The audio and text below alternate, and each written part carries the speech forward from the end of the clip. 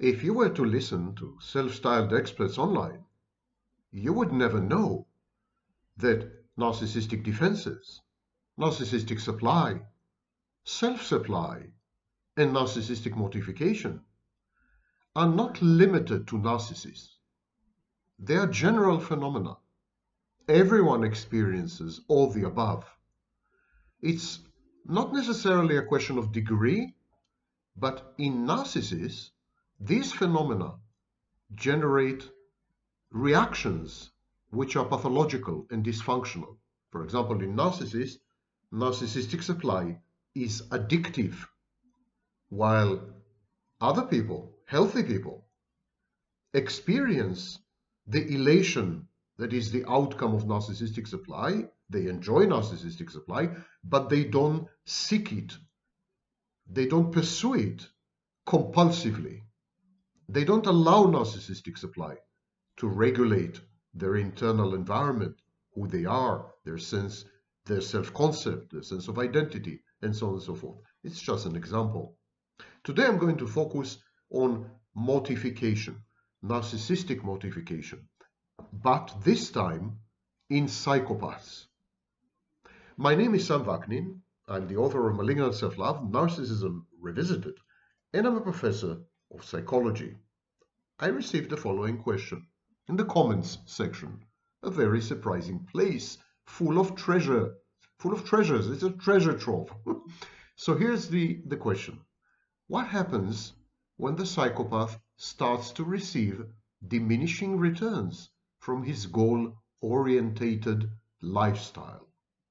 It's actually a very good question. Psychopathic mortification. I'm going to use the phrase psychopathic mortification because the dynamics, the precursors, the outcomes, the manifestations of narcissistic mortification in psychopaths is so dramatically different that it merits its own name, psychopathic mortification. But before we go there, I would like to clarify that psychopathic mortification can and does occur in the narcissistic personality organization and in narcissistic personality disorder.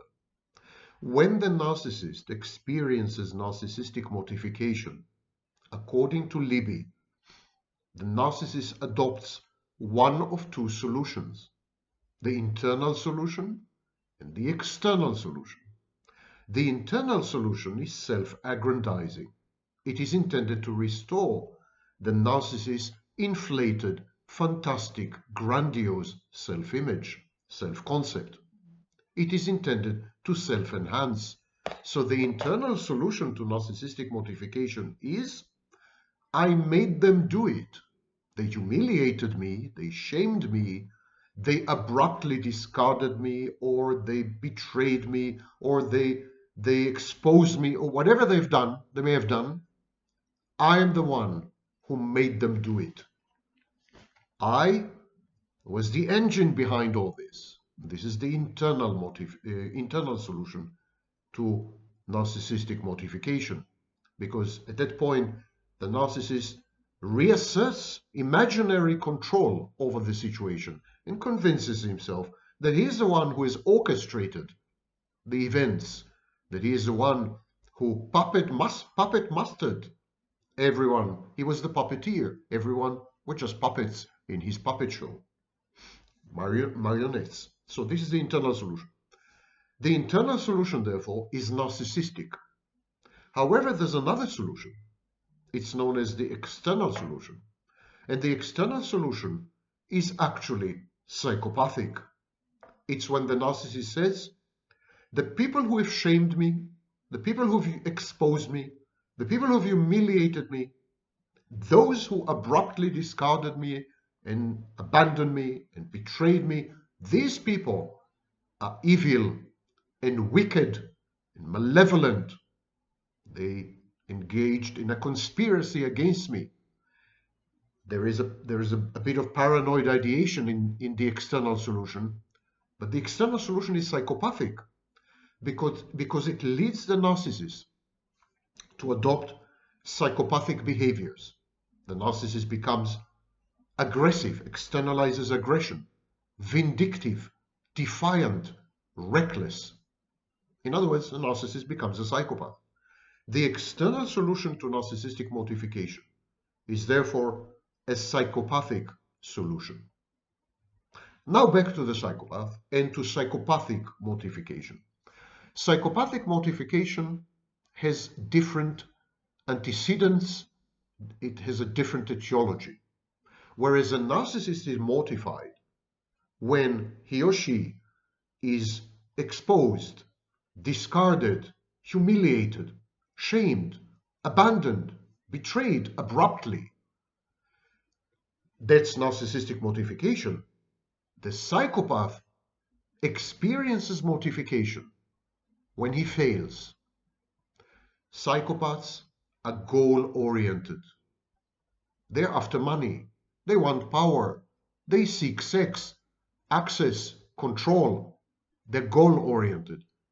And when they fail, especially if they fail conspicuously and publicly and ostentatiously, when they fail in a way that cannot be denied, that cannot be ignored, that cannot be refrained or repressed, when their failure is unequivocal and unambiguous, and everyone knows they have failed, when this happens, the psychopath experiences mortification. So a psychopath who is after money and keeps failing in his business ventures, a psychopath who is after sex and she fails to attract potential partners, a psychopath who is after power and keeps failing in election cycles. This kind of psychopath is likely to experience psychopathic mortification. As you can see already, the first two differences. Whereas with a narcissist, the driver and engine and fuel of narcissistic mortification is shame. With the psychopath, the etiology, the antecedents, what leads, the precursors of psychopathic mortification is failure. Not so much the shame attendant on failure. The psychopath doesn't pay much attention to what people think. It's more the self-shaming. It's like the psychopath is unable to regard himself as superior. His grandiosity is compromised. And so psychopaths whose goals become unattainable, who are defeated, who are prevented from accomplishing something, who are outsmarted, this kind of psychopath experience psychopathic mortification. The second difference, narcissistic mortification, is sudden, abrupt. It's a break, it's a chasm. It's like life before the mortification and life after the mortification. Now, psychopathic mortification is gradual and cumulative. It's a process, not an event. How does a psychopath react to psychopathic mortification? We just said that the narcissist has two solutions. The internal solution, I made them do it, so I'm still in control, so I'm still godlike, so I'm still the master, so I'm still the puppeteer. That's the internal solution. And the external solution, which is essentially psychopathy, they're evil and I'm going to make them pay for it. These are the two solutions of the narcissist when the narcissist is in the throes of narcissistic mortification. What are the solutions of the psychopath? The answer is very interesting. It depends on the psychopath's age. Most psychopaths are men, by the way. So it depends on the psychopath's age. Under age 40 to 45 to 50, the psychopath is likely to react with grandiose defiance, recklessness, and externalized aggression. And this reaction this reactive pattern is actually indistinguishable from the narcissist's external solution.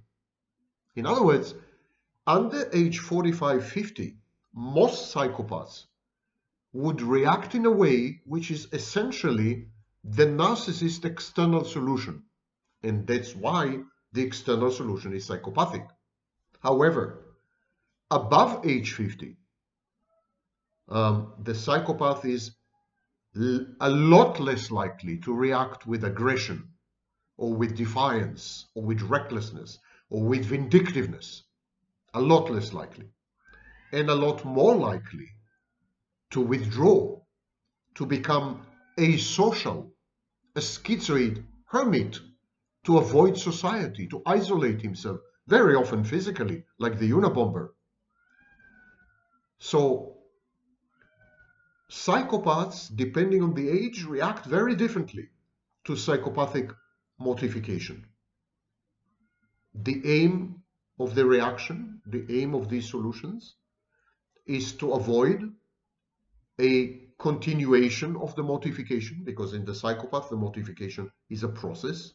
So to disrupt the process and put an end to it, and also to somehow restore the grandiose self-concept, which is something common to both narcissist and psychopath, to restore the grandiose self-concept by either self-supplying in a schizoid state or by imposing, bullying, attacking, threatening, and exacting revenge on the people who have inflicted the psychopathic mortification on the psychopath. We know from literature and studies and clinical practice that antisocial traits, or dissociality as it is called in the ICD-11, dissociality or antisociality, antisocial traits, are mitigated, they're ameliorated, they disappear usually in psychopaths above the age of 50. So psychopath grows older, he becomes less and less and less psychopathic. And so the very process of aging in psychopathy can be perceived as slow motion psychopathic mortification in a way. That's not the case with the narcissist. Even the somatic narcissist, when he grows older, he very creatively succeeds to generate grandiose narratives that compensate for the corporeal decay and decomposition of his body. So narcissists compensate by inventing narratives and fantasies that are essentially compensatory when they grow older. Psychopaths don't do that. The psychopath experiences the process of aging as a slow motion, inexorable, unstoppable, horrible mortification. And as I said, initially the psychopath is defiant and reckless and externalizes aggression, but then most psychopaths end up isolating themselves, becoming asocial, withdrawing, avoiding, schizoids, constricting their lives to the point of vanishing, as Hervé Cleckley observed more than 80 years ago.